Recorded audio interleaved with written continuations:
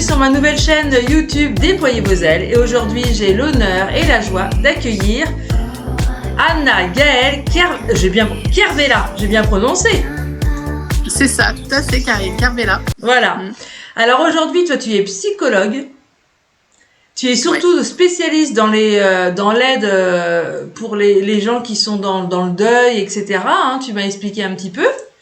Mais tu as eu un parcours avant. Donc moi, ce que je veux que tu nous racontes à nos auditeurs, aux auditrices, ton parcours de vie, ton parcours terrestre et comment est venue cette ouverture spirituelle par la suite. Dis-nous tout, Anna Gaëlle. Alors, je vais te raconter, vous partager ça, en effet. Donc, j'ai été infirmière pendant 12 ans. Et il se trouve que mon parcours scolaire n'a pas été un long fleuve tranquille, ça a été compliqué. Je suis rentrée en CP avec un an d'avance, sans que rien ne soit évoqué de quelque fonctionnement que ce soit. Et donc, j'ai fait ma scolarité de primaire. Et puis, je suis allée au collège donc avec un an d'avance. Wow, et en fait, à partir du collège, j'ai commencé à me demander, à questionner le sens au niveau de l'école, et je le trouvais pas. Alors au niveau relationnel, ça se passait plutôt bien, j'avais des copains, des copines, mais au niveau scolaire, ça a commencé à se corser. Ça s'est corsé au point que, à la fin de la 6e, puisque en plus j'avais un an d'avance, les professeurs à l'époque ont voulu me faire redoubler. Mes parents, estimant que c'était pas une question de compétences, mais plus d'investissement et de travail, ont décidé de demander à ce que je passe en 5e. Et puis en 5e, mes notes ont commencé, de plus en plus à chuter, au point que, à la fin de l'année, les professeurs n'ont pas voulu me laisser passer en 4e. D'accord. Donc j'ai doublé la 5e. Et ce que je ne savais pas à l'époque et ce qui m'aide beaucoup aujourd'hui dans mon métier avec les ados quand je les accompagne, c'est qu'en fait, j'étais très personne dépendante et j'étais, ce que j'ai su après, mais je te raconterai, hypersensible. Et en fait, alors que j'ai redoublé la 5e, j'ai eu dans certaines matières, à ma 2e, 5e, des moins bonnes notes qu'à la première. Donc à l'époque, on me fait passer en 4e avec 9,4 de moyenne générale. J'avais déjà redoublé, mais j'avais que 9,4 à la 2e, 5e. Bon. D'accord. Et donc, je continue mon parcours scolaire comme ça, avec plus ça allait, plus mon estime de moi était mauvaise, et ma confiance en moi. Puisque tu sais bien qu'à l'école, on projette quand même beaucoup de choses sur les jeunes, et n'étant pas scolaire, ça voulait dire que j'étais pas intelligente entre guillemets.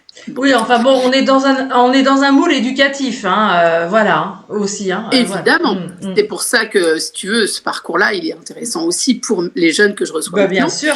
Donc, je vais en 4e, je passe en 3e, et la 3e, je la redouble à nouveau. Donc, je fais le collège en 6 ans au lieu de 4. Oh, t'as dû t'ennuyer? Alors, je me suis beaucoup ennuyée. Oh là là. Donc, j'ai fait beaucoup alors je vais pas dire de conneries parce que j'étais assez au niveau du comportement j'étais assez assez disciplinée, quoique j'étais quand même taxée d'insolente fréquemment, puisque je disais déjà un peu à l'époque ce que je pensais. D'accord. Et donc à l'époque, donc les profs n'ont pas voulu me laisser faire une seconde générale, estimant que j'avais pas le niveau. Et moi, à 15 ans, je voulais être psychologue.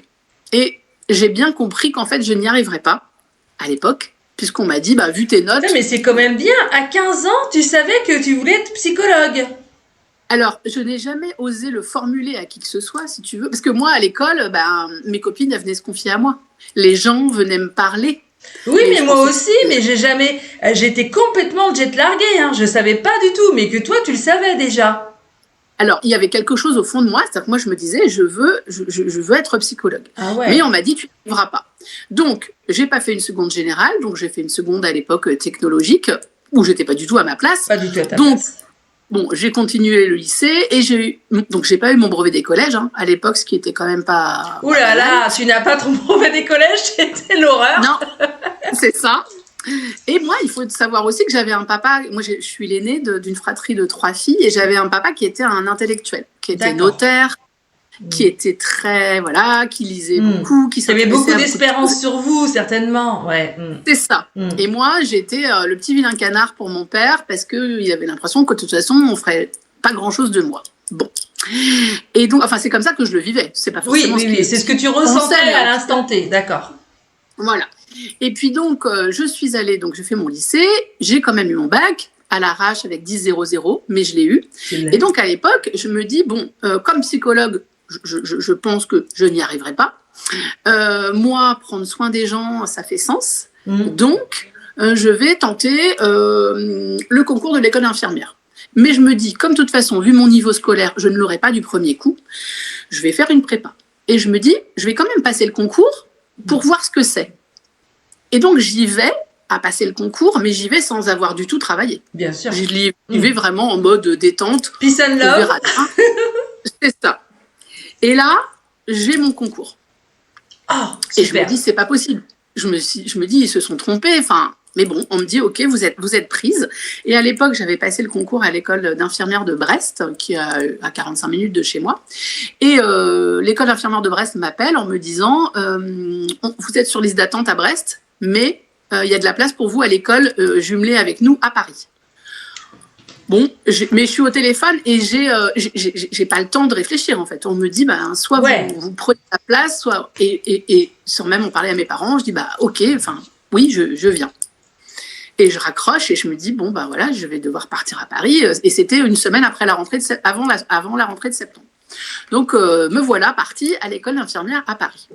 Waouh, t'as fait l'école d'infirmière à Paris alors que t'aurais pu faire d'autres écoles d'infirmière ailleurs, en fait, plus près en fait. Bah oui, mais je me suis dit, je suis sur liste d'attente à Brest, je suis pas sûre d'être prise. À Paris, je suis prise. J'avais vraiment le sentiment que mes parents se demandaient qu'est-ce qu'on va faire d'elle. Donc je me dis, je suis prise, j'y vais. Bon, donc j'avais pas d'appart, donc pendant 3 mois, j'étais chez les uns, chez les autres, chez des copines, des copains. Enfin bon après, voilà, j'ai trouvé un logement. Donc voilà, je fais mon école d'infirmière. Mais parce que comme ça, au niveau humain, ça me plaît, puis on est dans du concret, effectivement, ça fonctionne. Sauf que j'ai 20 ans, et puis quand même, je commence à faire des toilettes mortuaires. Et donc, c'est mon premier contact avec la mort. Et je me souviens que je le fais avec... alors, je me dis, c'est comme si c'est comme si c'était ma famille. Donc, je prends soin de ces corps-là. Ouais. Mais à l'époque... j'ai pas conscience d'autre chose tellement. D'accord, tu étais vraiment dans le concret, dans la matière. D'accord. C'est ça. Mais bon, là aussi, c'est rigolo parce que quand j'ai 11 ans, j'ai un enseignant qui a un frère, parce que je suis dans une école catholique. Et en fait, à 11 ans, j'ai envie d'être bonne sœur. Bon. Donc, il y a un truc... si tu veux, oui, voilà. Voilà, il y a un truc quand même par rapport à la foi et tout ça. Bon. Et puis, à 17 ans, j'ai rencontré un petit ami avec qui je me mets en couple et qui deviendra le père de mes enfants et mon mari, et qui, lui, est complètement anticlérical. Donc, pendant des années, je m'éloigne. Donc, très cartésien, pas d'ouverture spirituelle pour ni l'un ni l'autre. D'accord, ok. Sauf que quand je le rencontre, lui, il me dit que quand il était petit, sa mère l'amenait voir des magnétiseurs pour enlever des verrues, et je lui dis oui, voilà, n'importe quoi, moi, j'y crois pas du tout. Bon, lui n'y croit pas plus que ça, mais voilà, sa mère avait cette ouverture-là. Mais bon, et moi je lui dis non, mais bien sûr, ça se saurait si les verrues, ça s'enlevait comme ça par magie. Bon, bref. Ouais. Et donc, je fais mon école d'infirmière, voilà, je suis 12 ans infirmière, et puis donc je fais des remplacements. Alors, t'es 12 ans infirmière sur Paris ou ailleurs? Non. Donc, je fais mon école d'infirmière sur Paris. Et je travaille 1 an à Paris. Et nous, mon mari à l'époque et moi, on est donc du Finistère. Ouais. Mon mari, lui, ne veut pas rester en région parisienne. Et il se trouve que moi, je me retrouve enceinte. On a un premier bébé. Je suis enceinte de ma première fille. Et à ce moment-là, mon mari me dit, moi, je veux pas que notre fille, elle naisse à Paris. D'accord. Donc, lui, il était commercial. Il demande une mutation. Et on arrive à Morlaix, à 1 heure de chez nous, dans le Finistère Nord. Ouais. Et donc à Morlaix, je suis en congé maternité. Et puis nous revenons à Quimper ensuite. Je travaille en tant qu'infirmière à Quimper, mais en remplacement, à l'hôpital, à la clinique. Et puis je quitte la clinique parce que les services de soins, c'est-à-dire que je retrouvais pas forcément le cœur de mon métier. C'est-à-dire que le cœur de mon métier, c'était l'humain. L'humain, ouais. Et en fait, à l'hôpital, à l'époque, déjà bien avant le Covid, on était quand même, je trouvais, pas très bien traités. C'est-à-dire qu'on nous demandait, nous, de prendre soin des patients, Mais nous, en tant que personnel, on n'était pas très bien traités. D'accord. Donc vous vous sentiez maltraité. J'ai eu beaucoup ces témoignages-là, hein, que vous étiez maltraité. Ouais, Hein. Ouais, voilà. Tout à oui, fait. maltraités dans le sens pas bien traités. Voilà. Pas à l'écoute. Voilà, il n'y avait pas Voilà. de. Et donc moi, effectivement, je ne trouvais pas forcément, je trouvais plus forcément sens dans ce métier-là. Donc ensuite, je passe à un concours d'infirmière territoriale pour travailler au conseil général. Ouais. Et donc là, effectivement, je passe au conseil général, j'ai mon concours. Et puis, c'est au moment où je suis enceinte de mon 3e enfant. Donc mon fils, entre-temps, j'ai eu une 2e fille. Et puis, je sais à ce moment-là, au conseil général, après quasiment 12 ans d'activité d'infirmière, que c'est plus ma place. Je sais que c'est plus ma place, mais je sais pas où est ma place à ce moment-là. Et alors, comment tu t'es dit, c'est plus ma place? Quel était le moment où tu t'es dit, c'est pas possible, c'est plus ma place? Et là, je peux plus. Il se trouve qu'en parallèle, ma fille, à l'âge de 7 ans, a commencé à aller pas bien à l'école. Et elle me disait, maman, je m'ennuie, je suis pas comme les autres enfants. Donc moi, j'étais infirmière à l'époque. Et donc, je voyais que ma fille allait pas bien. Des fois, elle rentrait de l'école, elle tapait des pieds dans l'escalier, elle disait, de toute façon, vous comprenez rien. Et donc, je l'amène voir un pédopsychiatre à l'époque, assez classiquement, qui me dit, mais madame, tous les enfants ont envie d'être extraordinaires. Et je lui dis, elle n'a pas envie d'être extraordinaire, elle se sent différente, il me semble que c'est pas pareil. Bon. Et donc, je vois bien qu'il ne comprend pas grand-chose. Puis, un jour, quand j'étais au conseil général en tant qu'infirmière, j'ai une de mes collègues avec qui j'avais très vite sympathisé qui me dit, va voir tel psychologue, je pense que ça pourra t'aider. Je vais voir cette psychologue avec ma fille et dès le premier rendez-vous, elle nous dit, je pense que votre fille est ce qu'on appelle, alors je mets bien des guillemets parce que les mots, voilà, elle est ce qu'on appelle à haut potentiel. Et donc, il faut lui faire, je pense, elle dit, je ne suis pas pour faire tester tous les enfants, mais je pense qu'il faut lui faire passer des tests à votre fille parce que effectivement, elle a un mode de fonctionnement et une sensibilité qui est différente. Bon, donc on fait confiance à cette psychologue, elle fait passer les tests à ma fille et là, elle me dit, votre fille, elle a 7 ans, mais elle a, alors c'est ce qu'elle me dit à l'époque, un âge de développement, enfin en tout cas du point de vue cognitif, intellectuel, d'une enfant de 12 ans. D'accord. Ah ouais. Donc là, moi, je me dis, mais c'est pas possible. Qu'est-ce que je vais faire avec cet enfant-là? Comment je vais l'accompagner? Enfin, la psychologue me propose qu'elle saute une classe. Et elle était victime de ce qu'on appellerait aujourd'hui un petit peu du harcèlement, avec des camarades à l'école qui, voilà, quand elle arrivait pour jouer avec elle sur la cour, elle partait en courant, les copines et tout ça. Enfin bon. Et notre fille, à ce moment-là, qui l'avait pas forcément exprimé, exprime aussi ce qui se passe. Donc, elle change d'école et elle saute une classe. Bon. Ensuite, ma deuxième, c'est mon mini-moi. C'est celle qui me ressemble le plus. Et c'est aujourd'hui aussi la plus intuitive de mes 3 enfants. Et donc, à l'époque, quand quand ma grande saute une classe, ma fille, Clara, me dit, maman, moi, je suis bête. Ma sœur est intelligente, mais moi, je suis bête. Parce qu'elle était beaucoup moins scolaire. Et donc, 2 ans après, pareil, Clara a 7 ans, et je l'amène chez cette psychologue qui avait vu ma fille 2 ans auparavant. Et elle me dit la même chose. Elle me dit, vous savez, souvent, quand il y en a un des enfants comme ça dans la famille, il n'y en a pas qu'un. Mais moi, c'était pas possible qu'elle soit au potentiel, puisque pour moi, au potentiel, ça voulait dire brillant scolairement. Et comme elle ne l'était pas du tout, voilà. Et donc, elle lui fait passer les tests et elle me dit, mais elle aussi, elle est à haut potentiel. Et moi, quand j'ai la restitution de la psychologue, il y a mon mari qui est à côté et je m'effondre, je me mets à pleurer. Et je me dis, mais si elle est comme ça, ça veut dire que moi aussi. Et je commence à lire des livres sur le haut potentiel à l'âge adulte. Ce qui, il y a 15 ans, existait assez peu. On en parlait pour les enfants, mais on n'en parlait pas beaucoup pour les adultes.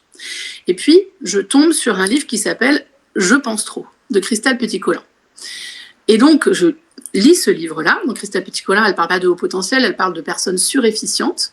Et dans la description, je me reconnais. Je me dis, mais moi, je suis comme ça, avec des valeurs profondes en termes d'amitié, d'amour, d'authenticité. Je supporte pas le mensonge. Ça veut pas dire que je mens jamais, mais globalement, tu vois, j'ai vraiment des de conscience avec ça, une sensibilité exacerbée, un rapport à l'injustice qui est compliqué. Bon, et donc, je lis tout ça et je me dis, mais c'est moi. Et donc, je demande à la psychologue, donc, effectivement, ma deuxième passe les tests, on me dit, bah oui, elle est aussi au potentiel, et moi, je demande à la psychologue de me faire passer les tests. Et je les passe à 36 ans. Et c'est au moment où, à côté de ça, je m'ennuie au travail. J'ai l'impression qu'on passe 3 heures de réunion, alors qu'en une demi-heure, les choses, elles pourraient être dites. Et je comprends à ce moment-là que je comprends ce qui m'intéresse, parce que je comprends pas tout, mais je comprends ce qui m'intéresse assez vite, et que, en fait, j'ai fait le tour de mon job. Ça fait 12 ans que je suis là, et en fait, j'ai fait le tour, j'ai envie de faire autre chose, je m'ennuie, je suis pas assez nourrie, comme je me suis ennuyée à l'école. Et donc, à ce moment-là, je ne sais pas ce que j'ai envie de faire d'autre. Et donc, j'ai eu mon fils, je reviens de congé maternité, j'avais pris 6 mois de congé maternité pour mon 3e enfant. Je reviens au travail, je sais que je suis plus à ma place, mais je ne sais pas quoi faire encore. Et là, je suis en échange avec une de mes collègues dans son bureau. Et, excusez-moi les détails, mais je suis prise de violents vertiges et j'attrape la poubelle et je vomis dans la poubelle. Et là, je ne peux plus me mettre debout. C'est-à-dire que mon corps, je ne peux plus me lever. Donc, ma collègue, voilà, branle-bas de combat, mes collègues appellent les pompiers et on vient me chercher au travail et c'est le camion des pompiers. Oula, t'as eu un arrêt, t'as quand même eu, d'en haut, t'as quand même eu un arrêt brutal, là. T'as quand même eu un gros signe, hein. C'est ça. Et à ce moment-là, le signe, je l'entends. À ce moment-là, je suis hospitalisée juste 48 heures. On me dit que j'ai un problème d'oreille interne. Je me dis, qu'est-ce que je veux pas entendre? Bon. Et quand même, là, à ce moment-là, je commence à entendre ça, à m'ouvrir. C'est le tout début de l'ouverture. Et je me dis, et donc je dis à mon mari à l'époque, écoute, voilà, moi je voulais être psychologue quand j'avais 15 ans. J'ai envie d'essayer. J'ai envie d'aller à l'université. Parce que je me vois pas, aujourd'hui, il y a des thérapeutes qui n'ont pas forcément été à la fac, à l'université. Mais moi, je pense que j'ai une revanche, entre guillemets, à prendre vis-à-vis de l'école. Et je me dis, je vais retourner à la fac. Et j'ai 36 ans. Je demande à mon employeur de me financer mes études. Et il refuse. Et je peux pas mener de front, enfin, je me sens pas de mener de front mes 3 enfants. Mon mari était cadre commercial, donc il était souvent en déplacement. Et la fac est à 45 minutes de chez moi. Donc je me voyais pas tout mener de front. Et mon mari à l'époque, et je lui suis reconnaissante de ça, même si aujourd'hui, voilà, nous sommes divorcés, mais il m'a soutenue dans cette reprise d'études. Effectivement, il me dit, écoute, t'arrêtes de travailler, tu reprends tes études. Il me dit, moi j'investis sur toi, et donc je vais travailler pour nous deux. Et puis voilà. Et donc je commence et je fais donc un dossier de validation des acquis et de l'expérience. C'est-à-dire que comme je suis infirmière et que à l'époque j'ai 36 ans, je fais tout un dossier, je présente un dossier devant un jury et on me dit on vous permet d'aller directement en 3e année, en sachant que pour être psychologue c'est 5 ans. Donc je fais pas la première et la 2e année et je dis souvent que heureusement que je les ai pas faites parce que je pense que je serais peut-être pas allée au bout parce que je pense que je me serais peut-être ennuyée. Ouais. Parce que la première et la 2e année, c'est assez généraliste. Bon. D'accord, ok. Et donc, oui, dis-moi.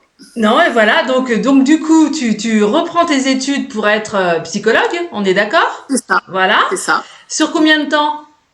Donc, en fait, il me restait normalement 3 ans à faire, sauf qu'on me dit que pour passer de 4e en 5e année, c'est là qu'est la sélection à l'époque, il faut que j'ai minimum 14, la mention bien. Et moi, j'ai jamais eu ça toute ma scolarité. Donc, je me dis comment je vais faire. Donc, je fais le choix parce que si tu valides entre 10 et 14, tu as validé ton année, mais tu n'es pas prise en dernière année. D'accord. Donc, je l'assure le coup et je me dis, je vais faire ma 4e année en 2 ans. Donc, au final, j'ai fait 4 ans. Et en fait, plus ça me plaît et plus c'est difficile, mieux je réussis. Donc, tu étais vraiment partie sur ta voie, là, en fait. C'est ça. Ok. Et donc là, tu obtiens ton diplôme. J'ai mon diplôme. Je suis sur la dernière année de ma formation en stage dans un hôpital à côté de chez moi et il y a un poste qui se libère. Le poste se libère et moi je me dis, parce que pendant 3 mois je fais fonction de psychologue, je remplace la psychologue qui est déjà partie sur un autre service, donc il n'y a plus que moi, je reçois les patients et tout ça, mais comme je suis en stage, je ne suis pas payée et l'hôpital ça les arrange bien et voilà. Et donc moi je me dis, je vais postuler sur ce poste-là. C'est un 80% de psychologue, un temps qu'on trouve rarement parce que les psychologues en France sont assez peu embauchés. Hein. Et donc je me dis, super, puisque j'ai fait fonction de psychologue pendant 3 mois et j'ai occupé le poste, ils vont forcément m'embaucher. Et là, ils refusent ma candidature. Ils me disent, tu n'as pas d'expérience, donc on ne peut pas t'embaucher. Et là, sur le coup, je ne comprends pas. Bah oui, c'est dur, mais bien sûr. Ouais. C'est un des cadeaux que la vie m'a fait, que l'univers m'a fait. C'est-à-dire que du coup, je me dis, ok, vous ne voulez pas me prendre, c'est pas grave, je vais créer mon poste. Et je me dis, je vais ouvrir mon cabinet. Parce que à ce moment-là, je me dis, j'ai entre autres envie de venir en aide à ces patients-là, hypersensibles, surefficients et tout ça, qui, par les psys classiques, ne se sentent finalement pas forcément compris. parce que les psys en France sont formés à la psychanalyse et que la psychanalyse ne reconnaît pas forcément ça. Et que je suis convaincue que quand on est suréfficient, on peut être accompagné que par quelqu'un qui est comme ça, parce qu'on parle la même langue, en fait. Et c'est les retours que mes patients me font. Et donc, du coup, j'ouvre mon cabinet et en fait, très rapidement, le bouche à oreille se fait. C'est-à-dire qu'au début, je vais voir quelques médecins, je vais me présenter, je vais donner quelques cartes de visite, mais très vite, voilà, ça fait l'effet boule de neige. Super. Voilà. Et donc, ouverture spirituelle, eh bien, je commence à m'intéresser. Alors d'abord, il y a une patiente qui vient me voir. Donc à l'époque, moi, j'avais aussi mes clichés d'infirmière avec tout ce qu'on apprend sur les pathologies. Et j'ai une patiente qui vient dans mon bureau, elle s'appelle Christiane. Et Christiane me dit, voilà, j'avais vu ses fils avant en consultation.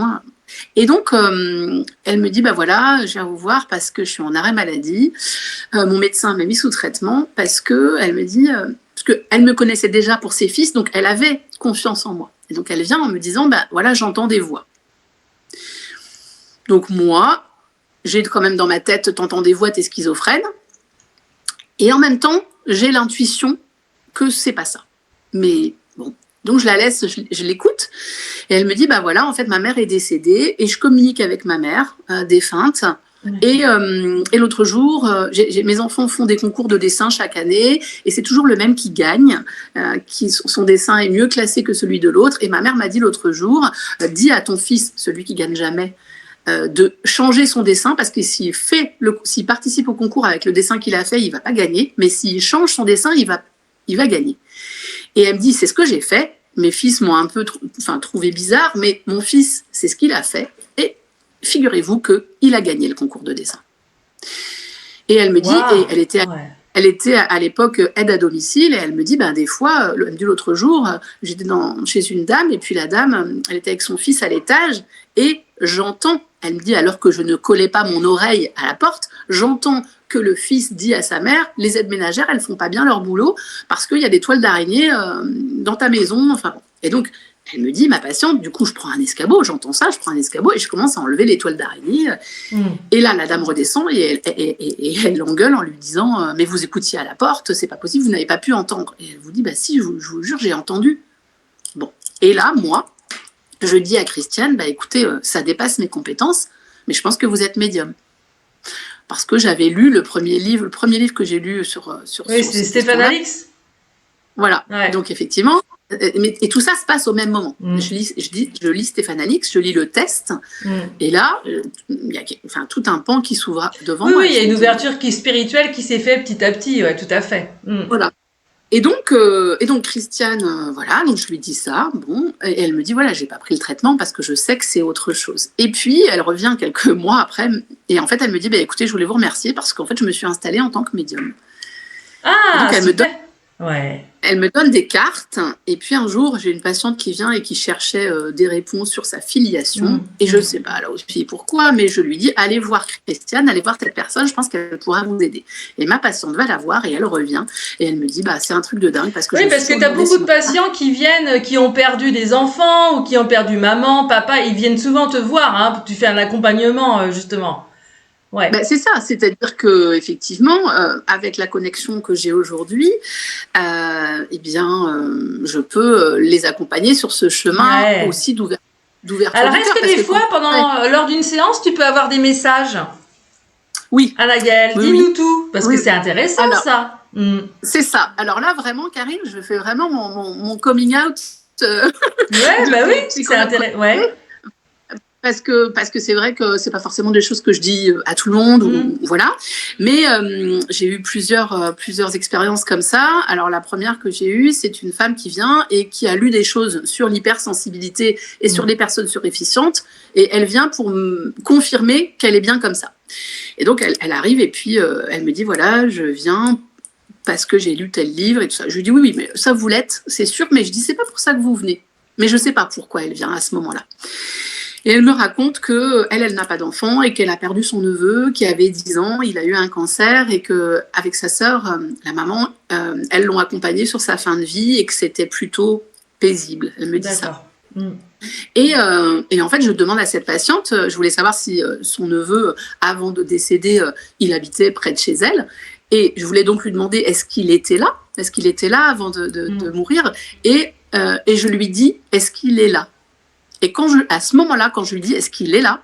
Je ressens énergétiquement la présence de l'âme de ce petit garçon. Je la ressens dans mon bureau.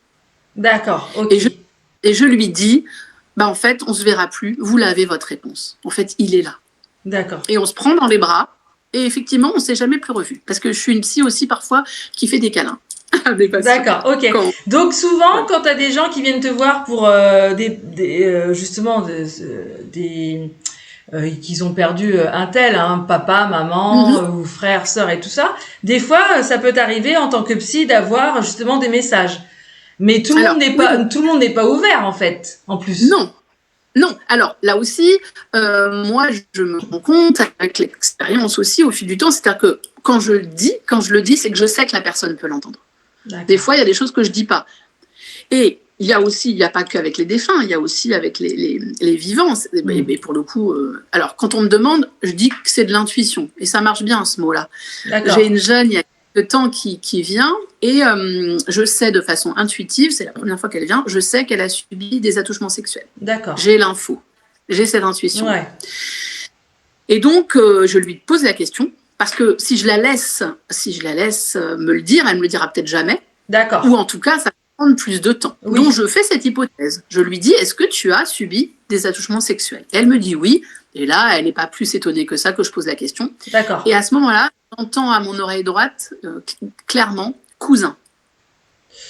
Ah, alors, oui. Ok.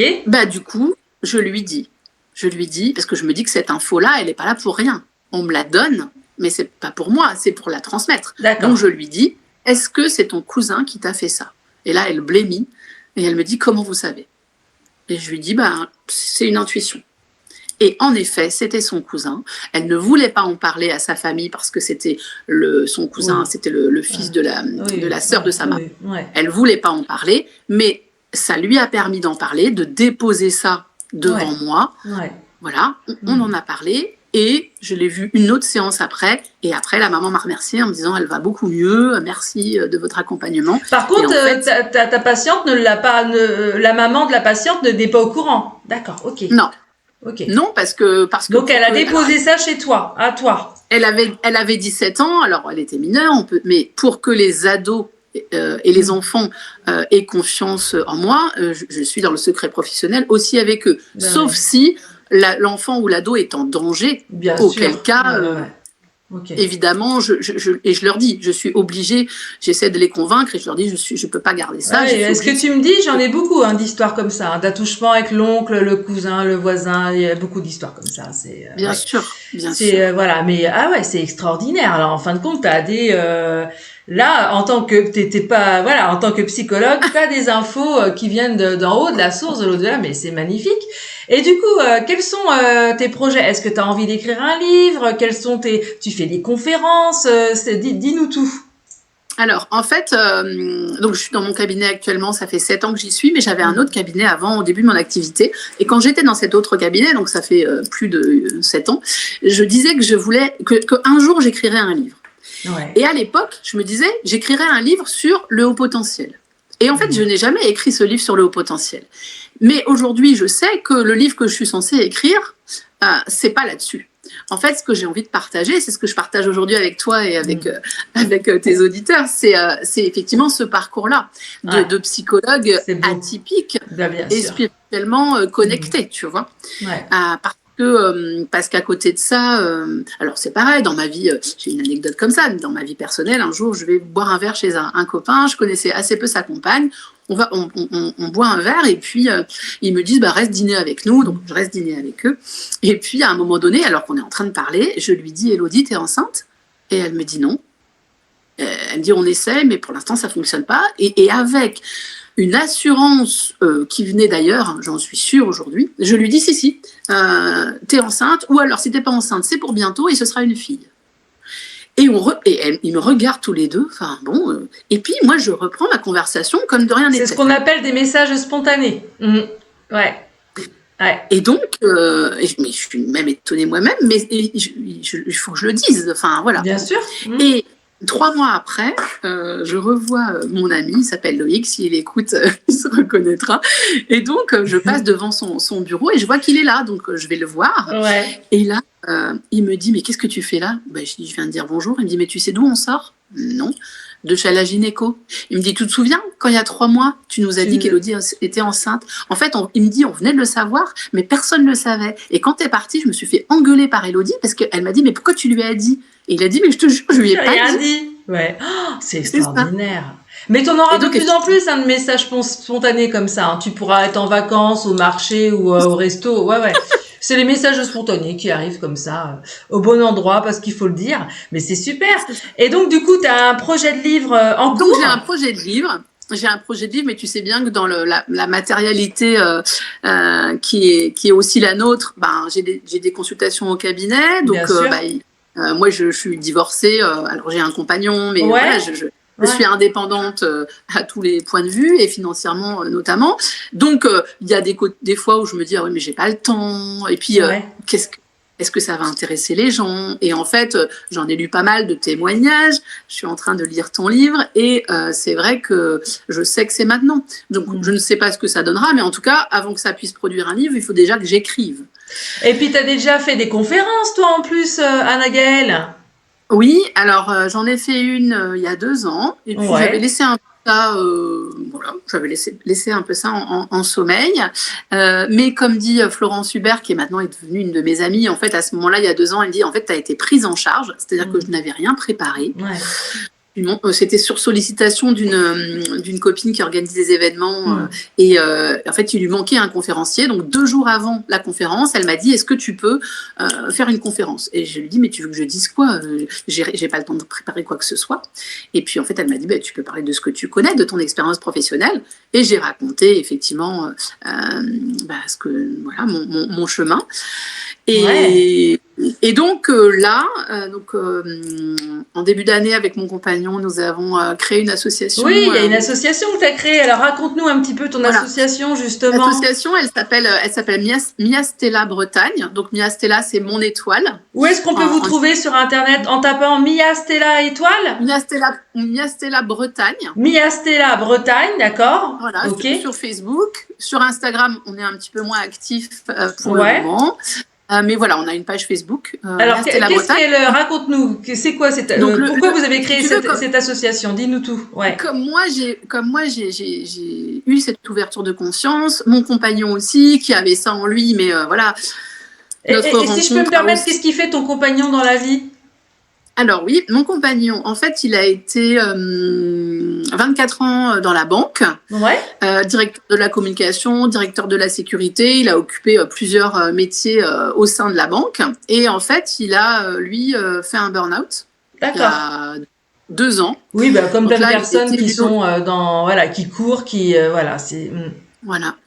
Et il y a eu notamment un suicide d'un de ses collègues sur le lieu de travail. D'accord. Et lui était directeur de la sécurité, et en fait on l'a aussi mis à l'arrêt, et il se trouve que moi, depuis que je le connais, je lui dis qu'il est thérapeute dans l'âme. Et quand j'ai eu l'âme de ce petit garçon à mon cabinet, je lui ai partagé cette expérience, et il m'a dit il faut que tu parles avec des gens qui sont comme toi. C'est-à-dire qu'il n'y a pas eu du tout de jugement. Et il m'a vraiment dit il faut que tu rencontres des gens qui sont comme toi. Et à l'époque, je lui avais dit tu es comme moi, mais tu ne le sais pas encore. Et donc... c'est beau. Hein.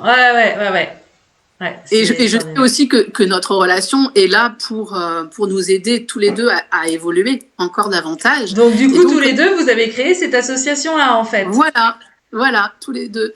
Et l'idée, c'est vraiment, du coup, de participer, de permettre aux personnes l'ouverture des consciences. Justement, au niveau psychologie, parce qu'il y a aussi beaucoup de gens qui sont, je vais dire, immatures émotionnellement, c'est-à-dire qui n'ont pas guéri les blessures du passé, que ce soit les leurs ou au niveau transgénérationnel. Donc ça aussi, je le travaille. Alors voilà, j'ai envie de me former aux constellations familiales, par exemple. On verra, mais parce que... T'as envie de faire plein de choses, t'as envie de découvrir plein de choses, bien sûr. C'est ça. Et donc, on a créé cette l'association, on organise. Donc, le premier événement, c'était Florence et Florence Hubert qui est venue avec son compagnon Patrick Qu'on Moreza. salue d'ailleurs, hein, on salue Florence. Tout à fait, je l'embrasse bien fort. Donc, Florence fait partie de mes guides terrestres, hein, des personnes qui ont jalonné. Qui t'ont mis, qui t'ont mis en avant un petit peu, qui t'ont mis sur un chemin spirituel, ouais, tout à fait. Donc, effectivement, je vais aller faire une conférence le 1er mars. Alors, c'est le jour de mon anniversaire. Oui, c'est ça, c'est le 1er mars. Alors, où c'est tu fais ce que tu fais? Angers. À Angers. Ouais. Tu l'annonceras sur ta page Facebook? Oui, tout à fait, bien sûr. D'accord. Et puis, le 8 mars aussi, j'ai une de mes amies, ça aussi, belle rencontre de ma vie. Elle s'appelle Ida. Ida, elle est psychologue. Elle a créé une école qui s'appelle l'école des femmes inspirantes, qui permet aux femmes de se retrouver, de se rencontrer. Alors, c'est juste son prénom, Hilda, ou elle a... Ida, elle s'appelle Ida Genari El Isheri. D'accord. Et elle va faire une conférence, elle organise une conférence avec plusieurs conférenciers et conférencières, dont je ferai partie, le 8 mars à Nantes. D'accord. Pour la journée de la femme. C'est le jour de la journée de la femme, le 8 mars. Ouais, et Ida a à cœur que les femmes prennent leur place aussi dans le milieu. Tu nous annonceras tout ça, hein, de toute façon. Hein. Voilà. Et puis ton livre, tu l'as commencé, ou tu vas le commencer, là, tu m'as dit. Hein, Oui, je l'ai commencé. Alors, c'est drôle, Karine, parce que je te rappelle, pour info, que ça fait 15 jours que j'ai découvert ton existence. Parce qu'en fait, il se trouve que Florence m'a... que Florence, elle voulait faire venir Patricia Bonnet avec moi le 1er mars, et je connaissais pas Patricia, donc j'ai regardé, et je suis tombée, comme de par hasard, sur... Ah non, il n'y a pas de hasard, hein, c'est une synchronicité. Je fais exprès de dire ça, parce que je sais que le hasard n'existe pas. Et donc... oui, t'es tombée sur l'interview de Patricia Bonnet, je me rappelle. Puis après, tu m'as écrit, Voilà. Et donc, c'est vrai que là, sur le premier trimestre, s'annoncent ces conférences-là, puisque aussi, donc, via l'association, j'ai dit à mon compagnon Gaëtan que il était temps que nous aussi, on ose... se mettre en scène. Oui, éclore en fait, naître. C'est ça. Déployer nos ailes. Comme déployer vos ailes. Voilà. Et puis faire du bien, semer des graines de bienveillance et d'amour.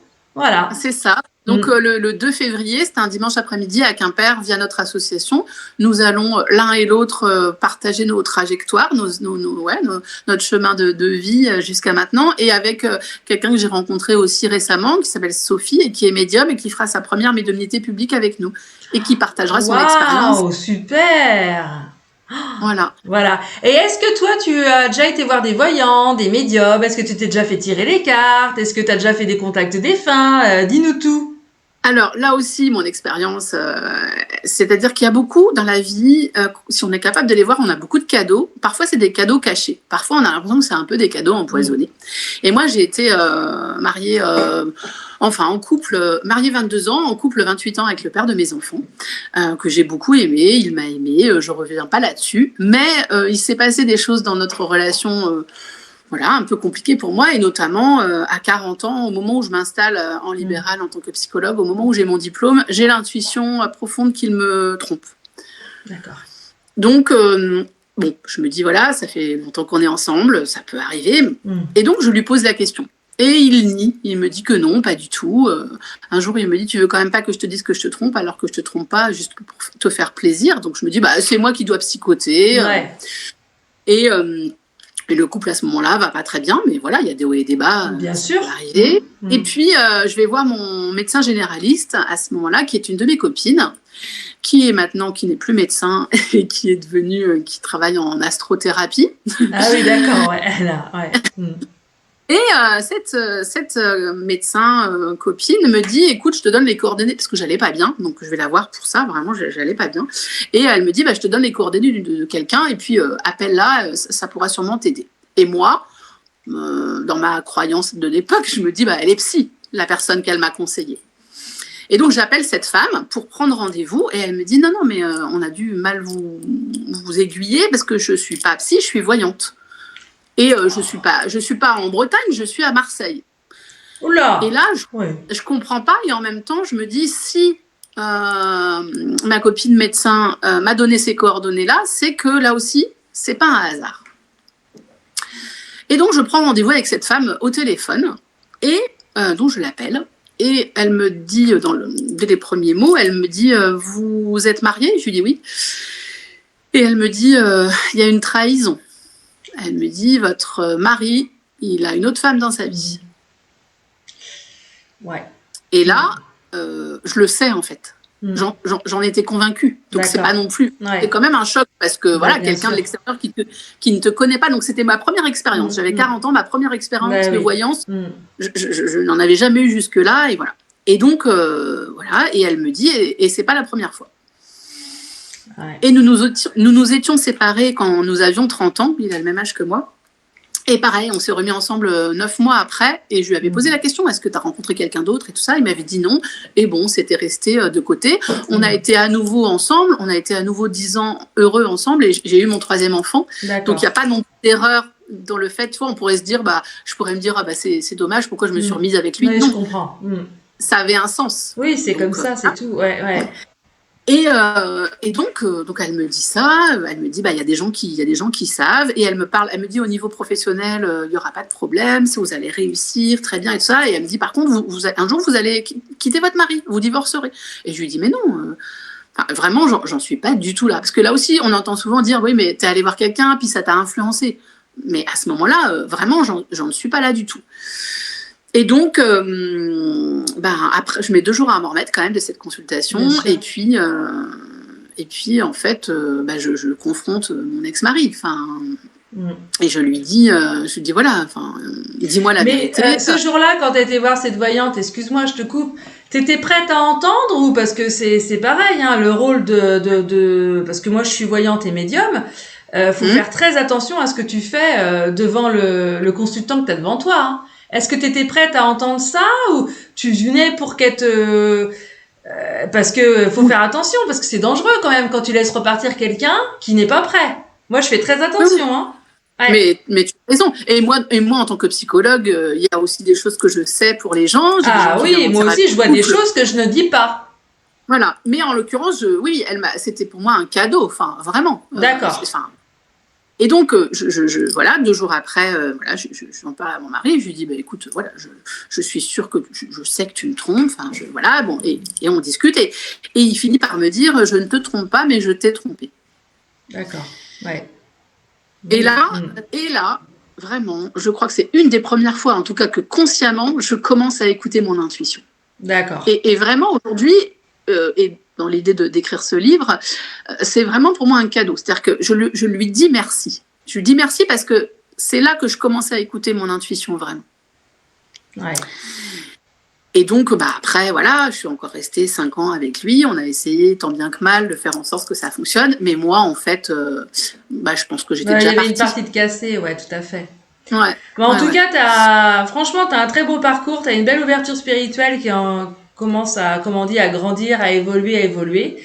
Et j'ai envie de dire, continue comme ça, dans ce sens-là, parce que c'est plein de grâce divine, plein de belles choses. Et puis, moi, j'étais super contente de partager avec toi ton parcours. Et puis, quand tu auras fini ton livre, et puis qu'un jour il va naître, tu me rediras, parce que je veux bien le mettre en lumière et parler justement de ce livre qui pourra faire du bien aux personnes. Voilà, on est toujours super content de lire des témoignages qui nous font du bien, en fait. Et puis n'hésite pas. Ouais. Et puis n'hésite pas à mettre justement en lien. N'hésite pas à mettre tes futures conférences parce que c'est super intéressant. Et puis en tout cas, moi, voilà. Est-ce que tu as un mot de la fin à dire aux auditeurs et aux auditrices? Qu'est-ce que tu veux leur dire avant les fêtes de fin d'année Alors d'abord, je tiens à te remercier, Karine, pour cette proposition. C'était vraiment un très chouette moment. Ce que j'ai envie de dire, c'est que vraiment, moi, je me rends compte à quel point il a fallu que je réouvre mon cœur. Que le cœur, il re-rentre la lumière, en fin de compte. C'est ça. Ouais. J'ai noté ça, tu vois, parce que j'ai beaucoup de patients qui sont hypersensibles et qui me disent j'ai l'impression de pas trouver ma place, je comprends pas ce monde, je comprends pas pourquoi les gens font ce qu'ils font. Et c'est Simone Veil, la philosophe, pas la femme politique, qui a dit, j'ai noté ça, l'acte méchant est un transfert sur autrui de la dégradation qu'on porte en soi. Bien sûr. Et en fait, Bien sûr. parce qu'on a tendance, dans mes consultations aussi, les gens parfois au départ d'un travail de thérapie, ou en tout cas d'introspection, ont tendance à faire porter la responsabilité à l'autre. Bien sûr, je sais bien. Tu vois, et il y a aussi un livre qui m'a beaucoup inspirée, c'est Thomas d'Assembourg qui a écrit un livre qui s'appelle « Cessez d'être gentil, soyez vrai ». Et en fait, ce que j'ai envie d'inviter, ce à quoi j'ai envie d'inviter les gens, c'est d'essayer d'être au plus près de leur vérité, la leur. De plonger en eux, tout simplement. Et voilà. Puis, et de ne pas faire leur vie pour les autres, mais pour eux, d'apprendre à s'aimer soi-même. Voilà, être dans la bienveillance avec soi-même, s'aimer. Et puis, à partir de ce moment-là, on aura fait ce travail-là, on va apprendre à aimer les autres, en fait, et les accueillir comme ils sont. C'est ça. Et c'est là que la magie de la vie, elle opère, en fait, vraiment. Et moi, je suis tellement en gratitude de tout ce que je vis depuis que je... Parce que le chemin est plus serein et plus fluide, parce que tu es en paix avec toi-même, tout simplement. Si tu n'es pas en paix avec toi-même, si tu es dans la colère, l'aigreur, la malveillance, la jalousie, c'est mal barré. Tu vas t'attirer que des trucs de merde. Voilà. Le karma, hein, voilà. Bon. Tu attires à toi ce que tu vibres. Voilà. Donc, vivrez dans la lumière, vivrez dans l'amour, les amis. En tout cas, j'étais ravie de cet échange, Anna-Gaëlle. En plus, c'est un dimanche. T'as été super sympa de prendre du temps. En tout cas, moi, je vous embrasse tous. Je t'embrasse très fort. J'espère qu'on se reverra très vite. Hein, on n'habite pas loin l'une de l'autre. Voilà. C'est clair. Je te souhaite plein de grâce divine, des beaux projets. Et puis, je vous dis à tous, à bientôt pour une nouvelle émission Déployez vos ailes. Il y a encore 3 invités la semaine prochaine et après, c'est pause vacances. En tout cas, merci. Je te dis au revoir, Anna-Gaëlle. Et puis, je te souhaite plein de belles choses. Merci, au revoir. Merci. Bisous à tout le monde. Bisous à tout le monde, au revoir.